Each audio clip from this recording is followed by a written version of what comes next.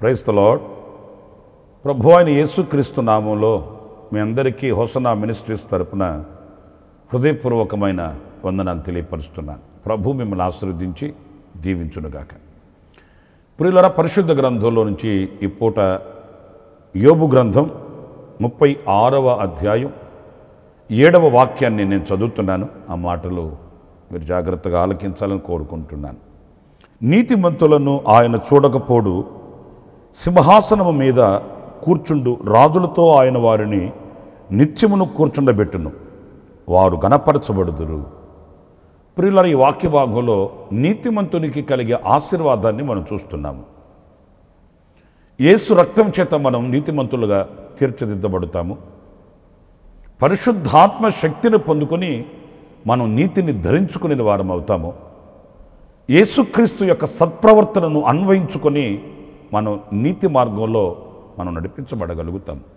అయితే ఈ నీతిమంతునికి లోకంలో ఒకవేళ ప్రశంసలు లేకపోవచ్చు. లోకస్తుల వలన లోకంలో ఉన్నవారు నీతిమంతులను అంతగా గుర్తించకపోవచ్చు. కొన్ని సందర్భాలలో నీతిమంతులను లోకస్తులు చూసి చేతగాని వాళ్ళు అని ముద్ర వేస్తారు.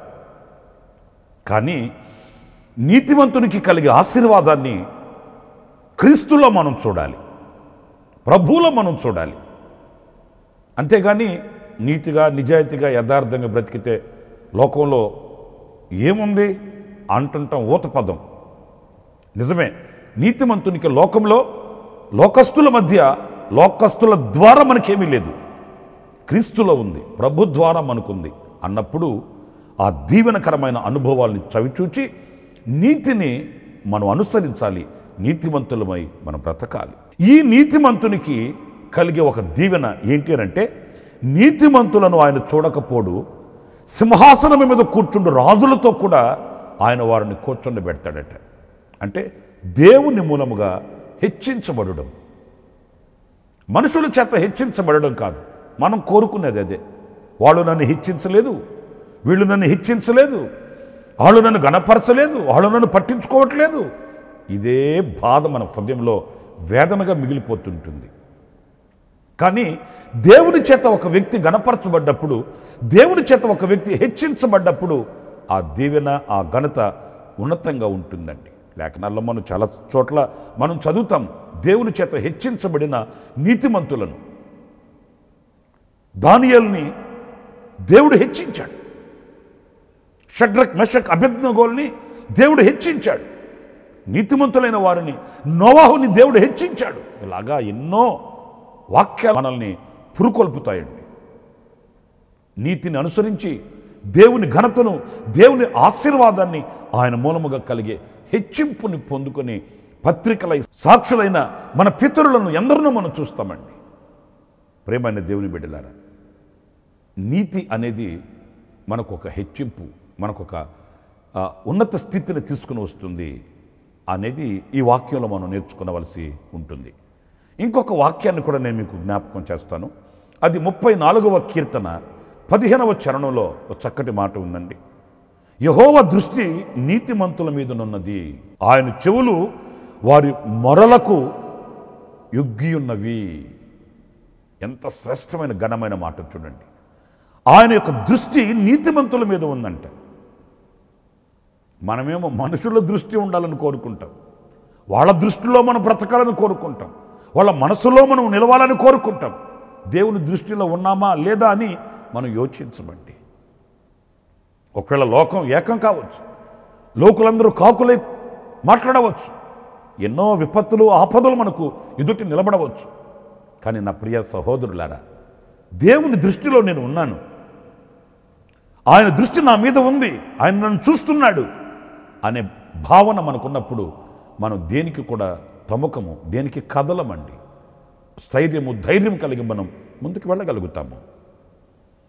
దేవుని దృష్టి మన మీద ఉంది అన్నప్పుడు, ఆయన మనల్ని గమనిస్తూ ఉన్నప్పుడు మనకు ఏ కీడు రానివ్వడు, ఏ అపాయము మన దగ్గరికి రానివ్వడు, ఏ చేటు మనల్ని సమీపించదనే విశ్వాసం కూడా మనకు కావాలి.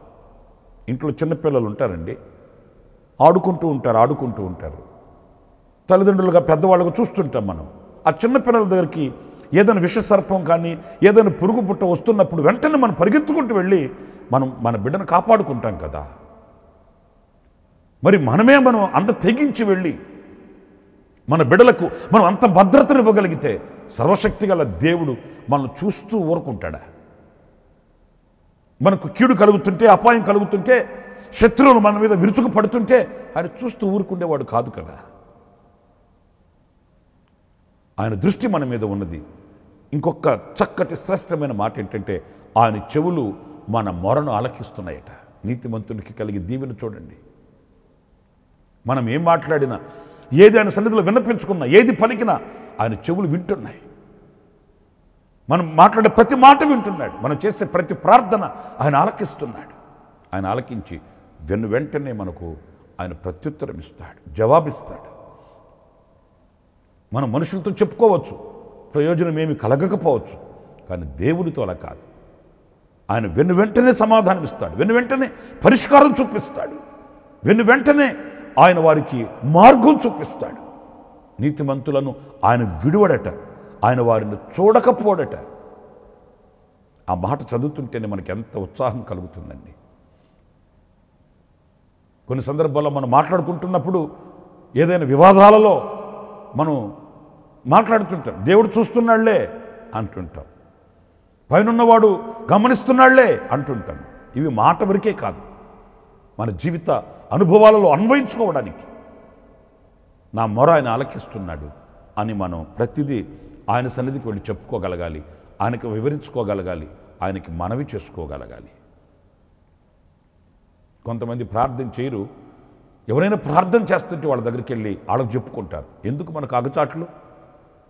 మన ప్రార్థన ఆలకించు దేవుడు ఉంటే, మన మొర ఆలకించు దేవుడు ఉంటే, మనకు జవాబిచ్చే దేవుడు ఉంటే మనం తిన్నగా ఆయనకు చెప్పుకోవచ్చు కదా. ఆయన మన మొర ఆలకించే దేవుడు కదా.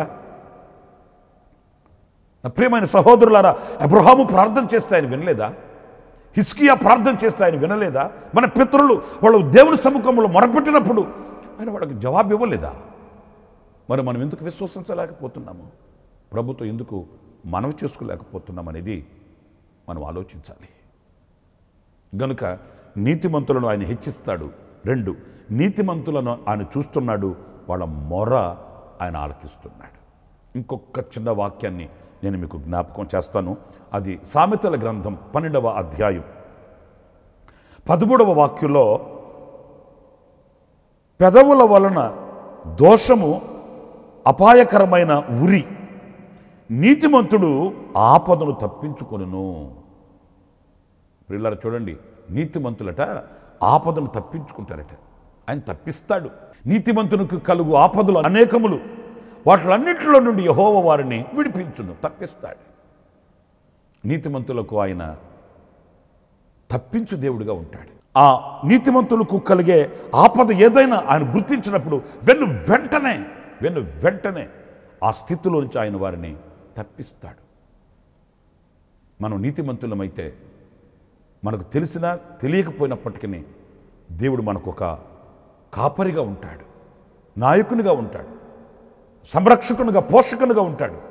ఆయన తప్పిస్తాడు, రక్షిస్తాడు. మన శక్తితో మనం రక్షించబడలేము, మన శక్తితో మనం తప్పించబడలేము, మన బలముతో మనం రాణించలేమండి. దేవుడు మనం తప్పిస్తాడు. కొన్ని సందర్భాల్లో మనం వెనక్కి తిరిగి చూస్తే మనం దాటి వచ్చిన అగాధాలు ఎలాంటివి, మనం దాటి వచ్చిన అపాయాలు ఎలాంటివి, మనం దాటి వచ్చినటువంటి కష్ట పరిస్థితులు ఎలాంటివి అంటే బహుభయంకరమైనవి. వాటిలన్నిటిలో నుండి దేవుడు తప్పించి, రక్షించి, విమోచించి మనల్ని ఈ స్థితికి తీసుకుని వచ్చాడు. ఇది దేవుని యొక్క కృప తప్ప వేరొక్కటి కాదండి. నీతిమంతులకు తప్పనిసరిగా ఆయన రక్షకుడై ఉంటాడు, వారిని తప్పిస్తాడు. నేను 4 విషయాలు చెప్తూ వచ్చాను. నీతిమంతులని హెచ్చిస్తాడు, నీతిమంతులను చూస్తాడు, నీతిమంతుల మొర ఆలకిస్తాడు, నీతిమంతులను ఆయన తప్పిస్తాడు. ఈ నీతిని మనం ధరించుకోవాలి. ఈ నీతిమంతులుగా మనం బ్రతకాలి. అలాంటి కృప దేవుడు మనందరికీ అనుగ్రహించునుగాక. ఆమేన్. తలలో ఉంచండి, చిన్న ప్రార్థన చేసుకుందాం. కృపా సత్య సంపూర్ణుడ జీవాధిపతి అయిన ప్రభువా, మీకు వందనాలు చెల్లిస్తున్నాను. మేము నీతిమంతులమైతే కలిగే ఆశీర్వాదాలు ఎలాంటివో లేఖనాలలో నుంచి ధ్యానిస్తూ వచ్చాము గనుక మేము కుడికాయనను ఎడమకాయనను తొలగక నీతిమంతులమై, మీకు ప్రియులమై, నాయన మీకు ప్రియమైన కుమారులమై, కుమార్తెలమై, మీకు ప్రియమైన పిల్లలమై మేము నడిపించబడటకు సహాయం చేయమని మమ్మల్ని ఒక్కొక్కరిని మీ చేతులకు సమర్పించుకుంటూ ఈ దినమునకు కావలసిన విశేషమైన కృప, దీవెన సమృద్ధిగా మీరు మాకు అనుగ్రహించి నడిపించమని ఘనమైన మీ హస్తపునికి మమ్మల్ని అప్పగించుకుంటూ యేసు నామములో ప్రార్థించి వేడుకొనుచున్నాను తండ్రి. ఆమేన్. ఆమేన్. ప్రభు మిమ్మల్ని ఆశీర్వదించి దీవించునుగాక. విశేషమైన కృప ఈ దినమంతా నా దేవుడు మీకు సమృద్ధిగా అనుగ్రహించునుగాక. ఆమేన్. ప్రతి దినము ఈ అనుదిన కృపాను సందేశాల కొరకు, ఇంకా మరిన్ని ఆత్మ సంబంధమైన సందేశాల కొరకు ఈ మా యూట్యూబ్ ఛానల్ ని సబ్స్క్రైబ్ చేసుకోండి. Pastor Ramesh, hosanna ministries.